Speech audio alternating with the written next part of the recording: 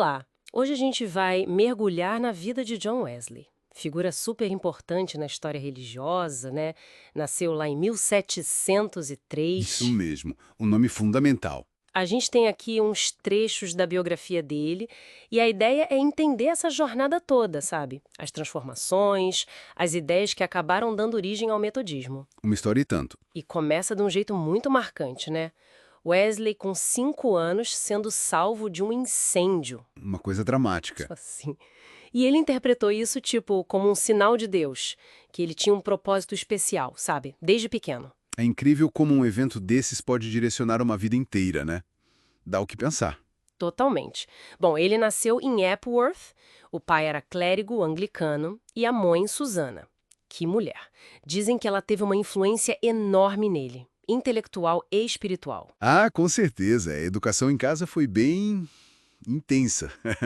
Muita disciplina, fé, estudo, rigorosa mesmo. Imagino. Depois foi para Oxford, virou padre anglicano, tudo dentro do esperado, assim. Mas já em Oxford ele mostrava uma pegada diferente, né? Criou o tal Clube Santo. Exato. Que não era um nome que eles escolheram, foi um apelido meio irônico, talvez. Ah, eles foram apelidados de metodistas por causa desse clube. Isso, porque o grupo era muito metódico. Tinha uma rotina assim bem certinha de disciplinas espirituais, estudo da Bíblia e também ação social, né? Visitar prisões, ajudar os pobres. Entendi. Uma busca bem séria por santidade, então. Mas muito focada no esforço, na regra. Muito. Uma espiritualidade quase ascética, sabe? E essa abordagem, bom, ela foi colocada à prova e de um jeito bem duro na missão dele na Geórgia, lá na América. Ah, a famosa missão na Geórgia. Ele foi para lá com que objetivo mesmo? O plano inicial era evangelizar os povos indígenas. Chegou cheio de zelo, de vontade. Mas aí a coisa desandou, pelo que eu li. É, não saiu nada como planejado. Acabou focando mais nos colonos, teve vários conflitos pessoais, resistência, enfim, terminou em frustração. Que situação. Ele voltou para a Inglaterra se sentindo, vazio, um vazio espiritual profundo mesmo, sabe? Questionando a própria fé. E o que é fascinante aqui é justamente essa crise. Uhum. Todo aquele esforço, toda aquela disciplina metódica não foi suficiente. Ele sentiu que faltava alguma coisa, entende? Entendo perfeitamente. E foi nesse momento de crise que ele teve contato com os morávios. Eles foram importantes, né? Fundamentais, cruciais mesmo. Os morávios mostraram para ele um outro tipo de fé, menos centrada no esforço humano e mais na confiança, na graça de Deus. Uma perspectiva diferente. Totalmente. E isso meio que preparou o terreno para a experiência mais famosa da vida dele, a de Aldersgate, em 1738. Aldersgate. Sim, eu ouvi falar. O que aconteceu exatamente? Ele estava numa reunião, ouvindo alguém ler o prefácio de Martinho Lutero à Carta aos Romanos. E aí ele descreveu depois. Disse que sentiu o coração estranhamente aquecido. Nossa. Foi um momento de clareza, de segurança. Ele entendeu ali que a salvação vinha unicamente pela fé em Cristo, não pelo esforço dele. Uau, que virada! Daquela religiosidade cheia de regras para uma fé viva, que vem de Deus mesmo. Exatamente. Foi o ponto de inflexão total na vida dele, um divisor de águas. Imagino que isso deve ter mudado completamente o jeito dele agir, o ministério dele. Não dava para continuar igual, né? De jeito nenhum. Essa segurança que ele encontrou na graça meio que o libertou, sabe? Para agir de forma muito mais ampla, ousada até. Como assim? Bom, muitas igrejas anglicanas começaram a ver ele com desconfiança. Fecharam as portas para ele pregar. Sério? Sim! E aí ele fez algo que, para a época, era super radical. Começou a pregar ao ar livre. Nos campos, nas praças. Pregar ao ar livre? Nossa, isso devia ser um escândalo. Para alguns, sim, um verdadeiro escândalo. Mas, por outro lado, ele começou a alcançar gente que a igreja tradicional simplesmente não alcançava. Operários, mineiros, pessoal do campo. Que interessante! Ele foi onde o povo estava. Exatamente. Milhares de pessoas se reuniam para ouvir ele, e não parou por aí.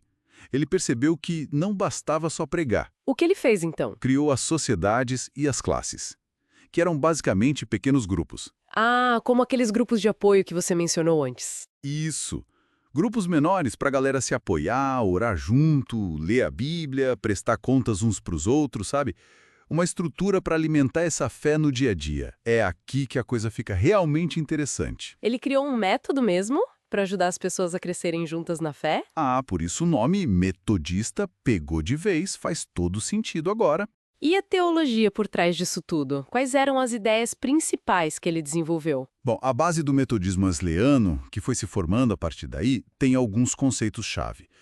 Tipo, a graça preveniente. Graça preveniente. O que é isso? É a ideia de que Deus age em todas as pessoas, tipo, oferecendo uma ajuda, uma luz, mesmo antes delas o buscarem conscientemente. É uma graça que vem antes. Entendi. Que mais? Aí tem a justificação pela fé, que é ser aceito por Deus por confiar em Cristo, como ele experimentou em Aldersgate, e a santificação. Santificação. Isso é sobre se tornar santo. É um processo, um crescimento contínuo no amor, para se tornar mais parecido com Cristo. E ele até falava em perfeição cristã. Perfeição, opa! Isso soa meio impossível, né? O termo assusta um pouco. Mas para Wesley não era tipo ser impecável, nunca mais errar, não era isso. Ah, bom. Era o que então? Era mais uma maturidade no amor. Amar a Deus e ao próximo de forma plena. Sabe, ser liberto do domínio do pecado, daquele poder que o pecado tem sobre a gente. Mesmo que a gente ainda tropece, a direção muda. Entendi, é uma visão bem dinâmica da vida cristã. Muito. E se a gente conecta isso tudo, vê que é uma teologia que exige resposta prática.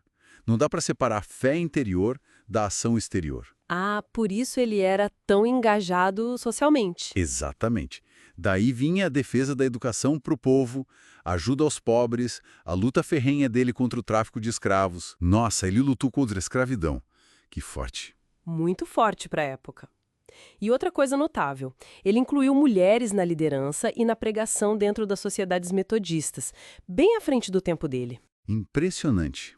Mesmo essa conexão direta entre a experiência pessoal da graça e a responsabilidade com o mundo. E ele se manteve anglicano, certo, mas agia com uma certa liberdade. Total.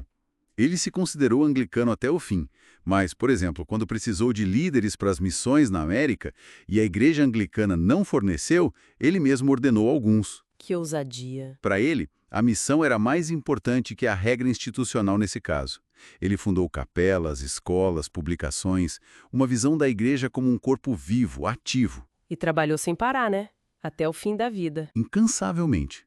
Milhares de sermões, viajava o tempo todo, escreveu muito, até morrer em 1791.